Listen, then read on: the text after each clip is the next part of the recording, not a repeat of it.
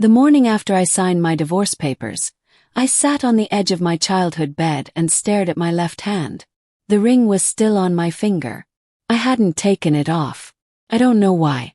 Maybe because taking it off would have made it real in a way that the signatures hadn't quite managed yet.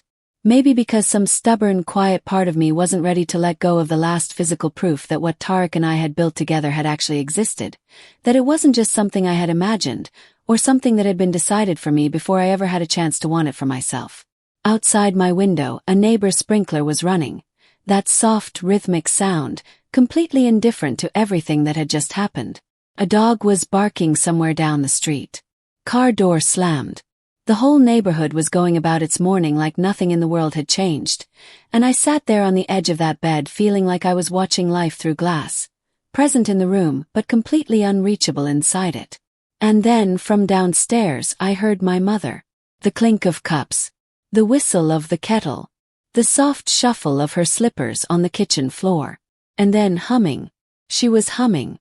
A little tune, light and easy, the kind you hum when you are comfortable. When things have gone the way you planned. When the problem has been handled and the morning feels clean. That sound hit me harder than anything she had ever said to me. Because I had just ended a marriage. I had just walked into a government building on Meridian Avenue, sat across from the man I still loved, and signed my name 4 times on documents that legally erased 2 years and 4 months of a life I had actually chosen. And my mother was downstairs making chai like it was an ordinary Tuesday in a life where nothing had been broken. I didn't cry that morning. I was too hollow to cry. There was nothing left to move through me. No tears, no anger, no relief. Just a vast, echoing stillness. The kind that only comes when you realize that something irreversible has happened and your body hasn't caught up to it yet. I sat there for a long time. Long enough for the sprinkler outside to complete its cycle and shut off. Long enough for the neighbor's dog to stop barking. Long enough for the humming downstairs to stop and the television to come on. I sat there and I looked at my ring and I thought, how did I get here? And then, underneath that, quieter, sharper, the thought that would change everything. Is it too late to get back? I didn't know the answer yet. What I didn't know was that my father was landing at the airport in 4 days. That he was carrying something in the inside pocket of his jacket that I had never seen. That by the time he walked through our front door and heard the truth, everything in that house was going to crack open in a way none of us were prepared for. And that 79 days from that morning, I would be exactly where I was supposed to be. But I'm getting ahead of myself. Let me tell you how it actually started. My name is Nadia. I'm 29 years old, and for most of my life, I've been the daughter who did everything right. I have a degree in education. I work as a curriculum coordinator at a mid-sized school district, the kind of job where you're responsible for making sure other people's children learn how to think clearly and make good decisions. The irony of that is not lost on me now. I paid my own rent from the age of 24. I came home every holiday. I never asked my parents for money. I was, by every visible measure, the stable one, the reliable one, the one nobody worried about. And then I married Tariq. Tariq was a civil engineer. Quiet in the way that people who are genuinely confident tend to be quiet. He didn't need to be the loudest person in the room. He remembered things, small things. The kind of tea I liked. The name of a book I mentioned once, 3 months before our wedding. He made me feel, for the first time in my adult life, like I was being seen rather than managed. My mother met him and smiled politely and said all the right things. And then she went home and started making a list of everything that was wrong with him. I didn't know about the list yet. I wouldn't understand what she was doing for another 14 months. But the campaign had already begun. Damn, why mother is not a cruel woman. I want to be honest about that because the easiest version of this story is to make her a villain. And she isn't, not exactly. She is a woman who was raised to believe that a daughter's value is reflected in her husband's status. That love is a luxury. That security is everything, and security comes in the form of money, family name and social positioning. Tariq's family didn't have the right last name. His father was a retired schoolteacher. His parents lived in a modest house in a quiet part of the city. Tariq's salary, around $58,000 a year, was, by my mother's metric, not a sign of a man building something. It was a sign of a man who had already peaked. He started small. He's a little too reserved, don't you think? Does he ever make you laugh? Then a little louder. His mother didn't look at me once at dinner. What kind of family raises a son like that? Then structural. My younger sister Dina was 26 and engaged to be married the following spring. My mother sat me down. I remember this clearly. It was a Sunday. She had made halim. She always cooked when she wanted to say something difficult, and she said, "You have to think about your sister.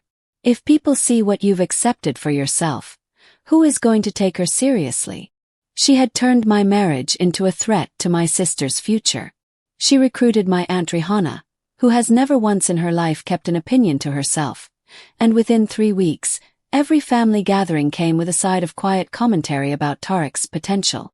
She cried twice in front of me and said she just wanted me to be happy. She told me that if I truly loved myself, I would ask for more. And here is the part that is hardest to admit. It worked, not because I believed her, but because I had spent 29 years learning that my mother's distress was my emergency, that her unhappiness was something I was responsible for fixing, that keeping the peace in our family was, somehow, always my job. Tariq could see what was happening. He never said it directly, but I could feel it. The way he'd go quiet after family dinners. The way he'd look at me and wait, like he was hoping I'd finally say out loud what we both already knew. I never did. And one morning, after 14 months of being slowly, patiently, architecturally worn down, I told him I wanted to file. He didn't argue. That was the worst part. I wore gray that day. Not intentionally. I just reached into my closet that morning and pulled out the first thing my hand touched. A gray cardigan, dark jeans, flat shoes. I didn't do my hair. I didn't wear earrings. Looking back, I think some part of me already knew. You don't dress up for a funeral. The courthouse was on Meridian Avenue, about 20 minutes from my parents' house. My mother drove. She wore her good coat, the navy one she saves for important occasions, and she talked the entire way there about traffic, about Dina's wedding venue, about a recipe she'd seen on TV. She talked about everything except what we were actually doing. I stared out the passenger window and said nothing. The waiting area smelled like old carpet and fluorescent lighting, if lighting had a smell. There were 3 other couples there. One woman was crying. One man was on his phone. Tariq was already seated when we arrived. Second row, left side, hands folded in his lap, wearing the navy blue jacket he'd worn on our first anniversary dinner. He stood up when he saw me. He didn't say anything. He just stood up. The way you stand up when someone you respect walks into the room. My mother steered me to the other side of the aisle. The process itself took less than 40 minutes. Clerk. Mediator. A set of documents in a manila folder. 4 signature lines with small yellow sticky arrows pointing to where I was supposed to write my name. 40 months of a life, reduced to 4 arrows on a folder. At one point, the mediator asked me if I was proceeding voluntarily. I said yes. Tariq looked at his hands. When it was over, we stood up at the same time, and for one moment, maybe 3 seconds, we were standing exactly 1 foot apart in the middle of a government hallway, and he looked at me and said very quietly, "I really thought we were going to be okay. Not I hate you. Not how could you. Just that. I really thought we were going to be okay." I didn't answer him. Couldn't. My mother was already at the door, holding it open, ready to move forward into a future she had chosen for me. Outside, she hugged me.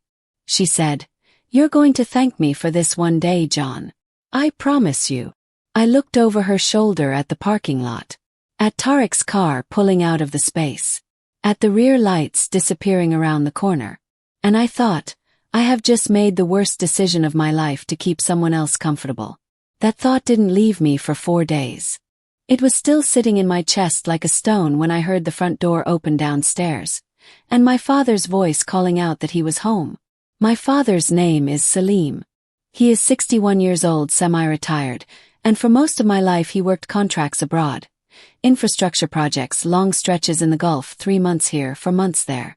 He was never absent in the way that damages children. He called every evening. He remembered everything we told him. But he wasn't physically present for the day-to-day architecture of our household. And my mother, quietly, systematically, had used that distance to become the sole authority on everything that happened inside our walls. He didn't know about the divorce. My mother had told him, over the phone during his last weeks abroad, that Nadia and Tariq were going through some adjustments. That was the exact phrase she used. Some adjustments. She had managed his information the way she managed everything. Carefully, selectively, with just enough truth to avoid being caught in a lie. He found out the real story from my Aunt Rihanna. Of course he did. My aunt, who had spent 14 months quietly co-signing my mother's campaign, apparently had a crisis of conscience the moment my father walked through the door looking confused about why Tariq hadn't come to welcome him home. I was in my room when I heard it start.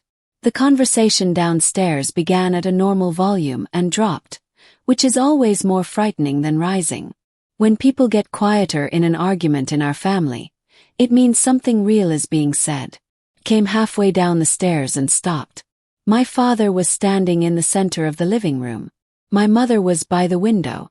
And he said, in a voice I had never heard him use before, flat, controlled, almost clinical, "What have you done?" My mother started to explain. She used all her usual language. His family, his salary, Dina's prospects, my happiness, my future. My father cut her off. She didn't want this. I could see it every time I called her. I could hear it. He sat down in his chair, the big one near the bookshelf that has always been his, and he put his face in his hands. He didn't cry. My father doesn't cry. But he sat there for a long time without speaking, and somehow that was worse than tears. Later that night, after my mother had gone to bed, he knocked on my door. He came in and sat at the foot of my bed the way he used to when I was small and had a bad dream. He didn't ask me why I did it. He already knew why. Instead, he was quiet for a moment, and then he said, "I need to tell you something I should have told you a long time ago." He told me about the flat. 2 years earlier, before Tariq and I were even engaged, my father had purchased a property. A 2-bedroom flat on the 4th floor of a building on the east side of the city. He had bought it in cash. $87,000. He had put my name on the deed. Not my mother's name. Not a joint family name. He said he'd done it because he always believed that a daughter should have something that belongs only to her. Something no one can negotiate away. No one can use as leverage, no one can take back. He had never told my mother the full details. She knew a property existed. She did not know whose name was on it. She did not know its value. He slid a folded document from the inside pocket of his jacket. He had been carrying it since the airport, and placed it on the bed beside me. I unfolded it slowly. Name, address, the deed stamp. His signature as the purchasing party, and mine as the registered owner. "This was always yours," he said. "It still is." I looked at that piece of paper for a long time. And something shifted, not loudly, not dramatically, but the way a lock shifts when the right key finally enters it. Quiet, precise, irreversible click. Because what I was holding wasn't just a property deed. It was options. And for the first time since that gray morning at the courthouse on Meridian Avenue, I had some. I want to be clear about something. I did not want revenge. What I wanted was my life back. And I had learned, slowly, expensively, through a divorce I never chose, that wanting something is not enough. You have to be strategic about wanting it. You have to learn the rules of the game you are already playing, whether you agreed to play or not. The morning after my father showed me the deed, I did 3 things before I made breakfast. First, I called my friend Lena, who works in family law, not as my lawyer, just as someone who could explain things clearly, and I asked her one question. If divorce papers have been filed and signed by both parties, is there any legal window before it becomes final? She called me back in 20 minutes. In our state, there is a mandatory 90-day waiting period between the filing of a divorce and its legal finalization. A reconciliation window built into family law for exactly this kind of situation. The papers had been signed 11 days ago. I had 79 days remaining in which the divorce was legally reversible, if both parties agreed. 79 days. I wrote that number on a post-it note and stuck it to the inside cover of my planner. Second, I called Tariq. I want to tell you that call was easy. It wasn't. I sat on the edge of my bed with his contact open on my screen for 11 minutes before I pressed call. It rang twice. He picked up. Neither of us said hello exactly. There was just a moment of silence, and then he said, "I was hoping you'd call." We talked for an hour and 40 minutes. I'm going to keep the details of that conversation private, because some things belong only to the two people who lived them. What I will tell you is this. He had not moved on. He had not stopped loving me. He had, in the 11 days since the courthouse, been sitting inside his own grief, but he had not closed a door. I hadn't closed mine either. We agreed to nothing that day. But we agreed to keep talking. And sometimes that is the only agreement that matters. Third, and this is the part that required the most patience, I started paying attention to the property my mother managed. My father, during our conversation, had mentioned something carefully, the way he mentions things he wants me to hear without quite saying them directly. He said that over the years while he was abroad, he had transferred funds into a jointly held family account that my mother managed, for household expenses, family emergencies, that kind of arrangement. He said he had not looked carefully at those records in some time. He said the amount transferred over the past 4 years totaled approximately $43,000. He said he thought it might be worth reviewing. I heard what he was not saying. I didn't confront my mother. I didn't say a word to my Aunt Rihanna. I didn't post anything, call anyone, or signal in any direction that anything had changed. I contacted a certified financial advisor through my workplace's employee assistance program, completely confidential, and I began quietly gathering documents. Bank statements my father forwarded to me. Transfer records. Household expense logs. I created a folder on my laptop. I labeled it House Admin. Inside it I began building a picture. And the picture that emerged over the following 3 weeks was detailed and specific, and, in the most important ways, my father's to act on when he was ready. I made sure he had everything he needed to see it clearly. I did not rush him. I just waited. Because I had learned, finally at 29, at a cost I would not wish on anyone, that the most powerful move available to a woman who has been underestimated her entire life is to let the truth do the work, and to be completely, immovably ready when it does. The 79 days were counting down. And for the first time in a long time I was counting with them day 43 of the 79. I remember because I had been marking them, not obsessively, not with dread, but the way you mark the days before something important. Carefully, deliberately, with the full knowledge that time, for once, was working in my favor instead of against me. My father had spent those 6 weeks quietly reviewing everything I had compiled. He didn't storm. He didn't accuse. He is not that kind of man. What he did was call his bank, the one in the city where the joint account was held, and request a full transaction history going back 5 years. He reviewed it alone at the desk in the spare room with the door closed for 3 evenings in a row. On the 4th evening he came out and asked my mother to sit down. I was not in the room. I had gone to the kitchen to make tea, real tea, slow tea, the kind that takes time, and I stayed there. Because this was not my confrontation to lead. This was my father finally, at 61 years old, looking directly at the version of his household he had been too absent, too trusting, or too tired to see. I don't know everything that was said in that room. What I know is that the conversation lasted 2 hours and 17 minutes. I know because I watched the clock above the kitchen stove without meaning to. I know that at one point my mother's voice rose and then fell completely silent. I know that when my father came into the kitchen afterward, he looked 10 years older and somehow also more like himself than he had in years, the way people look when they have finally said the thing they should have said a long time ago. He poured himself a glass of water. He said, "I've asked her not to make financial decisions for this family without my direct knowledge going forward. She's agreed." That was all he said about it. But the following week he did 2 things that said the rest.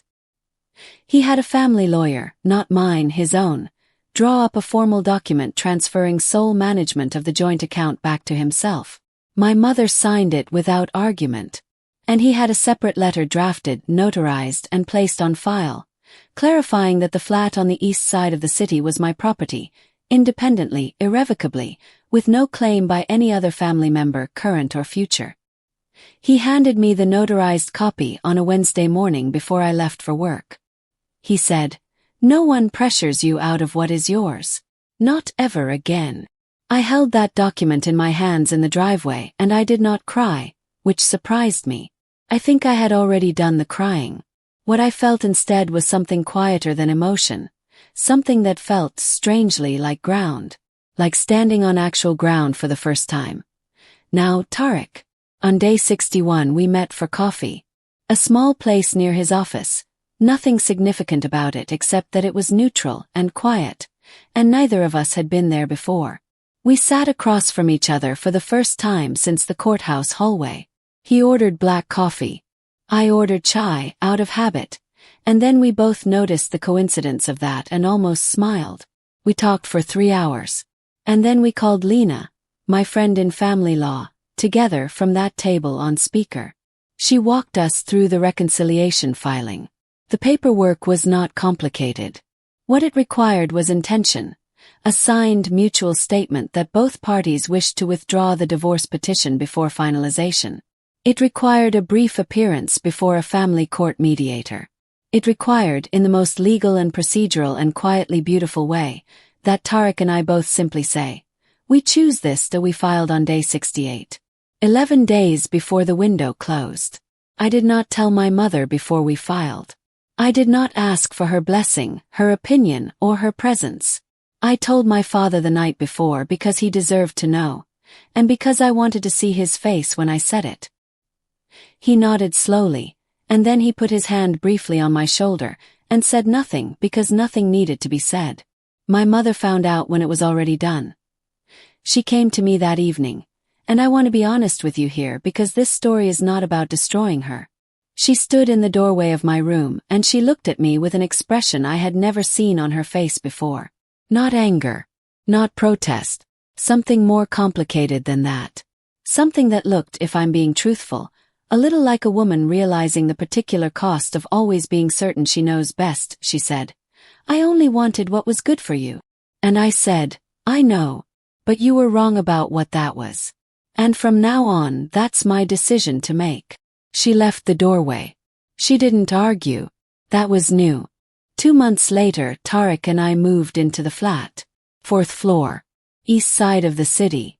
2 bedrooms, one of which we turned into a home office. His drafting table on one side, my curriculum binders on the other. The view from the living room window is not spectacular. It's a city street, some trees, a bakery across the road that opens at 6 in the morning and makes the entire block smell like bread. I love it completely. My mother has come to visit twice. She brings food. She always brings food, it is her primary language of apology. And she sits in our kitchen and talks about ordinary things, and Tariq makes her tea and treats her with a steadiness and grace that I think, honestly, unsettles her in the best possible way. We are not a fairy tale. We are 2 people who almost lost something real because I spent too long treating someone else's fear as my responsibility. But we are here. In our flat. On our terms. And the ring, the one I hadn't taken off the morning after the courthouse, is still on my finger. This time, I'm wearing it because I chose to. If you have ever shrunk yourself to fit inside someone else's version of your life, if you have ever signed your name to a decision that was never really yours, I want you to hear this. It is not too late to choose differently. The window doesn't always last 79 days. Sometimes it's shorter. Sometimes it's a single, honest conversation with someone who finally sees you clearly. Sometimes it's a document you didn't know existed, sitting in your father's jacket pocket, waiting for the right moment. But the window exists. It always exists. And you are allowed to walk through it. If this story stayed with you, if you recognize something in Nadia's silence, or in the way she finally learned to let the truth do the work, leave a comment below and tell me where you're watching from. Stories like this one don't get told enough. And if someone in your life needs to hear this today, share it with them. Sometimes the most important thing we can do for someone we love is show them they are not alone. I'll see you in the next one.